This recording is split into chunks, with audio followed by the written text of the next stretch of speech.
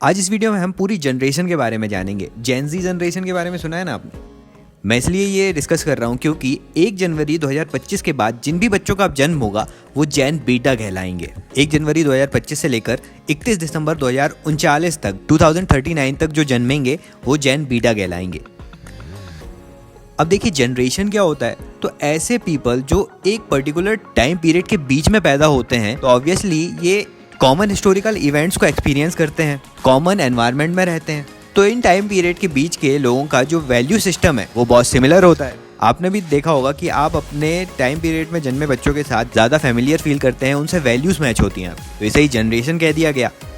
इस टर्म को सबसे पहले पॉपुलराइज 1928 में कार्ल मैनहेम के एक paper the problem of generations ने किया था। ये जनरेशन का पीरियड लगभग 15 से 20 साल के बीच होता है। सबसे पहले इसमें पास्ट जनरेशन में बेबी बूमर्स की जनरेशन आती है जो 1946 से 1964 के बीच में जन्मे थे। इस समय वर्ल्ड वॉर सेकेंड और डीकोलोनाइजेशन का समय था, तो ये सभी आइडियलिज्म, मिसट्रस्ट ऑफ अथॉरिटीज आदि सोच के साथ जन्मे थे और एक नया चेंज फील किया इन्होंने, इसलिए इसे बेबी बूमर कहा गया। फिर अगला जनरेशन आता है जेन एक्स।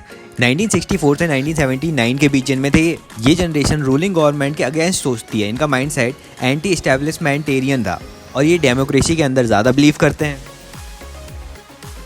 फिर अगली जनरेशन आती है मिलेनियल्स की, जिसे जेन वाई कहा जाता है। इनका जन्म 1980 से लेकर 1995 के बीच में हुआ। ऐसी जनरेशन है जिसने गिल्ली डंडा भी खेला है, क्रिकेट भी खेली है। ऐसा टाइम भी देखा है जहाँ टेक्नोलॉजी उतनी एडवांस नहीं थी, साथ ही अपने टाइम पीरियड में ये टेक्नोलॉजी से भी फैमिलियर हुए आगे। तो ये जनरेशन सोशली कॉन्शियस होने के साथ साथ टेक्नोलॉजी को भी अच्छे से समझता है।